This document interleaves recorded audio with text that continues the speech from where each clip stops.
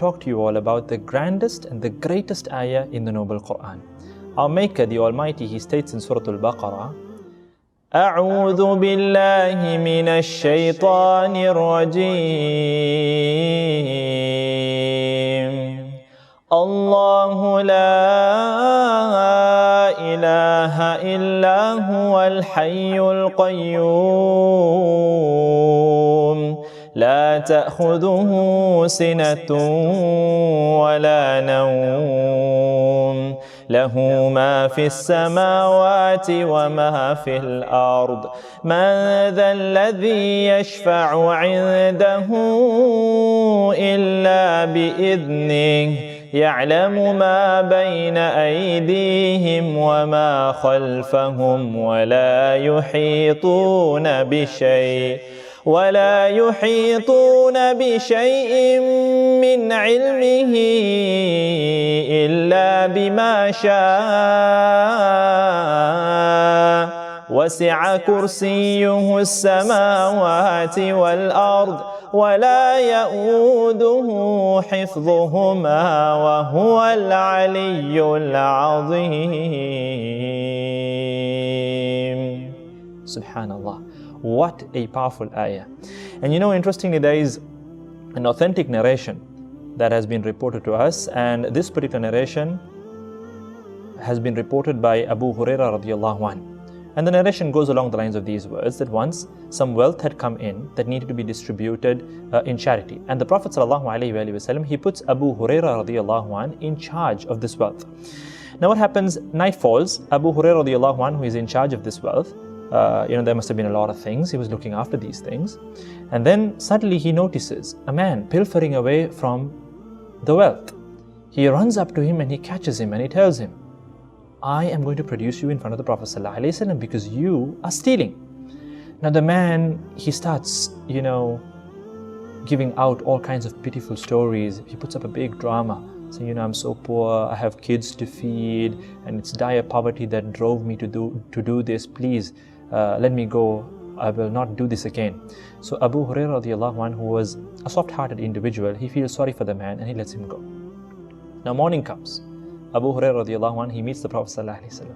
Rasulullah sallallahu alaihi wasallam, he asks him, Ya Abu Hurayrah, what happened to your prisoner last night? Now Abu Hurayrah radiallahu anhu was baffled. How did the Prophet sallallahu alaihi wasallam know about this encounter? Now obviously Allah subhanahu wa ta'ala had informed the Prophet sallallahu alaihi wasallam about this encounter.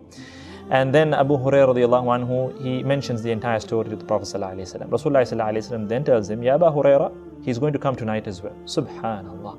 Now Abu Hurayrah radiallahu anhu is intrigued. And not only that, he's extremely alert. Night falls, he catches the man again. And this time he tells him, you know what, I'm producing you to the Prophet ﷺ. Once again the man starts, all his pitiful stories. And he says, he weeps, he laments, and he tells him, please let me go, please let me go. Until finally, Abu Hurayrah radiallahu anhu feels sorry for the man and he lets him go. Morning comes, the Prophet ﷺ asks him the same question again. Ya Abu Hurayrah, what happened to your prisoner last night? And then Abu Hurayrah radiallahu anhu, he narrates whatever happened the night before. And then the Prophet ﷺ tells him, Ya Abu Hurayrah, he will come tonight as well. Now the third night, Abu Hurayrah radiallahu anhu is determined, come what may, I'm not letting this man go. He catches the man, he tells him, Ya Rajul, I'm not letting you go. I'm producing you in front of the Prophet ﷺ, whatever you say.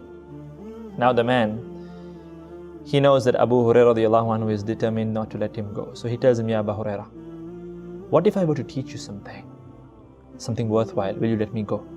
Now Abu Hurayrah radiallahu anhu, who was anyway a very keen student of knowledge, was intrigued. This piqued his curiosity. What is this man at this juncture going to teach me? He tells him, okay, fine, if it's worthwhile. And then the man teaches him, if you read Ayatul Kursi before you go to bed at night, Allah subhanahu wa ta'ala appoints a protector over you, and no devil, no Shaythaan can get close to you. Subhanallah. Now Abu Hurayrah radiallahu anhu, he lets the man go. Next day morning, he informs the Prophet sallallahu alaihi wasallam about this entire ordeal, this entire encounter.